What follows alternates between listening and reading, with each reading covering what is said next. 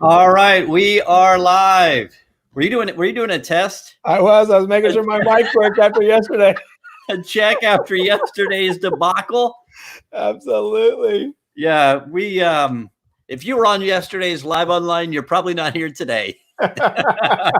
Welcome in everybody to the Daily Huddle, 15 minutes where we review real quickly the headlines that, in the business world that have stuck out to us, and then give you a thought based off of the conversations we're having with clients and organizations around the world battling through this disruption. I just got off of an hour-long meeting with a food manufacturing company, 40 of their leaders spread out across Mexico and the United States. Got another one with 400 people this afternoon. And so we're trying to bring in this Daily Huddle, different ideas and tips and thoughts based off of what we're hearing leaders struggle with, trying to accomplish in the middle of this disruption. So, Jared, yesterday we had 40 leaders from a major healthcare system on the good news is we're seeing these meetings pick up a little bit, which is actually telling us that businesses are feeling like they're stabilizing a little bit more. But a lot of these meetings are, how do we actually go forward right now, and how do we actually make things work? So it's really interesting to see these leaders get on and share where their heads are at right now. Yeah, part of this discussion fresh on my mind because I literally clicked in that meeting and then clicked come into here. Right. And so the discussion in that meeting, Jared, with these leaders spread out at different food manufacturing plants, these are products that you would know the names of because they're in your grocery stores, or at least they're trying to get them to your grocery stores as fast as people are. It's so interesting, Jared. I mean, think about one of the ways that this company I was just on with, and we've worked with them for years. So the CEO is leading the meeting, and his top 40 leaders are on, and they're literally looking at, like, they sell some products that are meant for group consumption. So if you were having a party at your house, or you were having some family over, you would probably buy the party size or the family size serving. Mm-hmm. Well, no one's buying them. Because nobody's getting together. There's no big So they've got all these products coming off of the plant line, right? The conveyor belts. And so they're thinking, these are the real world discussions they're having, do we need to change the size? Do we need to go to more of a 2 or 3 person size product? And then what does that require? And how do we get the label made for that? And how do we, just crazy. Yeah. The details, there's so many details is what I'm, just thinking through this call with this healthcare. These are outpatient clinics. So these are the doctor's offices. And they're talking through, like, how do we actually get people to feel like it's safe to come into the doctor's office when this opens back up? So it's the mental side of this too, the anxiety and the fear that people feel. How do you manage that? And in fact, I know we love going to the news. One of the news articles I read was about Wuhan and how they're looking today and how they're feeling today. And the fact is, they're opened up to a lot of things that they weren't opened up to before, but people are still very reticent to move and interact like they did. In fact, a little small restaurant owner said, I opened up, but I got 3 people that came in, so I had to shut down. It's costing me more to be open than it is to be closed. So I'm going to lose my business because no one's coming. And each state is coming out of it a little bit differently, right? Like here in Arizona, where I'm at, the governor announced yesterday restaurants aren't reopening for a while. He prolonged the restrictions, which was like devastating to my teenagers. Like, oh my gosh, no. And then there are other states where they're already rolling out of it. Not the problem, not the COVID-19 problem, but they're lifting restrictions a little faster. Yeah. What's Washington State where you're at? Are you guys still? They're extending everything. They're not shutting anything. They're not opening anything up. Yeah, got it. Super frustrating, actually. Yeah. Some people, there are different views on that, right? Okay, so let's go to the news headline. What stood out to us over the last few hours? Jared, you sent over a couple of images. Yeah, just look at these images, man. And did you have the other one with the 2 airplanes in the parking lot as well? Yeah, let me go from That's the one that actually struck me the most. Like, they're literally parking airplanes in the employee parking lot at the airport because they don't know where to put these things. And that image you just showed of all the Southwest planes parked, it's a little eerie, right? To think, oh man, that's the one where you've got the 2 planes in the employee parking lot. But where do you put all these planes? I mean, think about how many thousands of flights were constantly going at any moment, and where do you put all those airplanes right now? So the state of the airline industry is a little concerning. Like that's a major issue. Well, I was looking at this one too, Jared, this image. How did they actually fit all the maneuvering of those, right? Just pulling them into how they were able to cram all those planes in such a small space. Right. Crazy. So yeah, the travel, remember that graph we looked at? We showed everybody last week of the industries that have been most affected, where the most money has been pulled out of by consumers, pulled out of these industries, and travel, airlines were all on the far end of that spectrum. It's crazy. Okay, so for me, the headline was, and it's an easy one to go to, but we're almost to the point to where it's not as shocking. But the jobless claim numbers, again, they come out every Thursday, and every week you just go, my gosh. So what was it, 3.8 million in the last week? It's crazy. How does it get? I mean, it's painful to watch. Like when you look at that and you go, we're approaching numbers that we haven't seen since the Great Depression. Not in our lifetime. It's so funny because I recorded. It's interesting to think about. It's not funny at all, actually. I remember recording a video for LinkedIn just maybe 3 months ago, and it was about how do you find talent? How do you recruit talent? I remember that. Right in the middle of this 3% unemployment, that's one of the big themes we heard from our clients last year. Every company we'd go to, every meeting we're in, one of the priorities that these senior executives of mainly Fortune 500 companies are bringing up is, man, we're struggling to fill these roles. Yep. And now, in an instant, they're hiring like crazy right now. Like Lockheed Martin is one trying to get engineering talent. They're hiring right now. They're not. You look online and you see what they're doing. So crazy. There are still some, but there are more companies that are unfortunately having to furlough or let folks go. Okay, so the topic for today that we hit was focusing on what else we can do. Jared, why is this one that we thought we should talk about? Well, when you think about moments like this, we teach a model called the steps to accountability all the time. It's a very simple model. There's a line in the middle. Above the line are the steps to accountability. See it, own it, solve it, do it. And below the line, it's just the blame game, the excuses.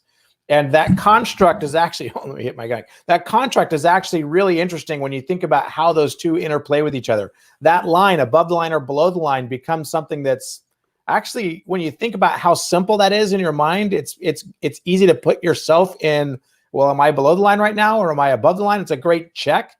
But when you focus on what you can control, that's typically where you're focused above the line. There it is. Thanks, Russ. When you're focused above the line, it's when you're focused on what you can control. You're trying to get the result. You're worried about the things that get in the way of getting the result. You're seeing it, owning it, solving it, doing it. When you're below the line, that's when you typically focus on all the things you can't control. And you end up feeling like you're powerless. You're a victim to your circumstances. You can't do anything because nothing's within your control. So you can really put yourself into a mental place where you get paralyzed because you get stuck below the line. Yeah. And asking what else, in fact, in this meeting, again, that I just came off of, one of the questions that we asked these 40 leaders, we put them into breakout rooms, with 4 people in each, had them have a quick discussion around which of those areas below the line is the easiest to fall into right now. Is it ignore, deny? It's not my job, confusion, tell me what to do. And what do you think they came back with and said, absolutely was the number one easiest to fall into? I would say they probably said, tell me what to do, confusion, or wait and see, one of those two. Yeah, we hear those two all the time right now. Wait and see was the one they picked, right? It's easy right now to sit back because of all the uncertainty and go, well, I just tell me what you need me to do. And so what I love about the question, what else can I do, is, that's accountability at its core. That's being proactive. That's putting yourself out there, not playing the blame game, not getting stuck below the line, but rather thinking, okay, it's not what more. It's not working longer hours. Jared, you and I are both like, we're we're fried. It's crazy right now. 6 or 7. I was, we had family dinner. I'm sure everyone's doing stuff like this. Family dinner last night, and then we were going to play a game, and nobody was getting the board game set up fast enough. So I went back to my laptop to get the deck, put the final touches on the deck for the morning meeting. Yeah. So it's like, and my wife's like, hello, we're trying to play a game over here, and you're still crunching away on the laptop. So it's not what more. The question isn't what more can I do? Lots of us, many of us feel like, gosh, we feel like we're doing so much right now. The plates are full. What's that? The plates are full. There's no room on the plate. You can't add more. For a lot of people, that's certainly the case. Others are on vacation. I mean, there's some people that they've checked out for a while. You see that around you in society. But for a lot of us, it's the question, what else I can do, is focused on what am I not considering that this disruption should cause us as an organization or as a team to be doing that. And we're not being agile enough. So what solutions are we not considering that could help us with revenue right now, or could help us with, meeting the customer need, as that company last hour was talking about? What solutions have I not been thinking about because I'm stuck? I'm so stuck in thinking the old way, status quo, that I need to adapt. Totally. It's so easy to get stuck in that old guard thinking too. One of the other below the line categories is ignore, deny. Ignore, deny is ignoring the fact that things are not going to be the same. It is going to be different in some way, shape, or form for the foreseeable future right now. There's actually no end in sight to some of these changes. You think about masks and social distancing and some of the elements of large group gatherings. I mean, if this thing has a resurgence in the fall, even a little one, you're going to see more restrictions come back and play again. So you're talking now about January, February before you get to any realistic time frame where things get to some semblance of normalcy. Stop saying that. Isn't that right? I mean, you got to take a hard look at this and see the reality of the situation. I think we're going to have a wave of some of this coming back and forth, but yeah, there's a little bit of time in front of us. Now, there is some really hopeful stuff you see around virus or vaccines and care and models of care and all that can deal with this. So some of that gives you a little hope that some of this might relax sooner. But yeah, that's ignore, deny is another dangerous one. Yeah, no question about it. All right, what's on tap for you today? Oh man, just a ton of content creation. Yeah. I've got my afternoons blocked to create stuff. I've got a whole batch of things backed up and ready to go. So I've got some time blocked off for that today. So this afternoon I've got it's this morning Pacific time, and in a couple of hours I've got this meeting with. It looks like we're going to have just over 400 people in it, virtual. And we're doing breakout rooms in it, which is going to be crazy. You all, just this meeting I was running last hour with 40 people in Zoom. If you've been the one, like the host of the meeting, and you're doing breakout rooms and the chat's going and you're running a PowerPoint deck and it's like, oh man, it's exhausting. And so I'm trying to get myself mentally, physically. I need to go work out and get some strength built up for this. Well, that meeting yesterday I was talking about was a 4-hour Zoom meeting, right? And you got to put breaks in there and do it. But did that work? 4 hours? Did it work? Totally worked, Russ. It felt like an hour. It went by like that because we were talking about relevant, important, strategic things that needed to be done in that organization. That team hadn't had a chance to come together and talk about what's most important, even for the next 30 to 60 days. So their leadership team was so hungry for that conversation. So and we did the breakout groups and, go get into groups of 4, come back into the main session with 40 people, then back into groups of 4, then back to the main session. And, the capability of Zoom to put you into those virtual breakout rooms is a game changer. So it makes it all the difference. Makes all the difference. Jared, do you feel like today's show went any better than yesterday's? Oh man, you could actually hear me. That's important, right? You guys, yesterday was a train wreck.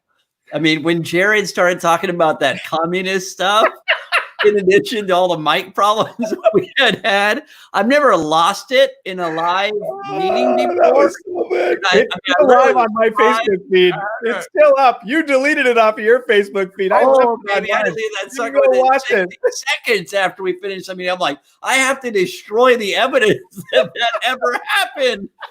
Oh, that could ruin my career, that meeting. That was hilarious. Anyway, and to know that 22,000 people were watching you live was unbelievable. All right, Jared, have a good one. We'll be back same time, 9 a.m. Pacific, noon Eastern tomorrow. Have a good one, everybody.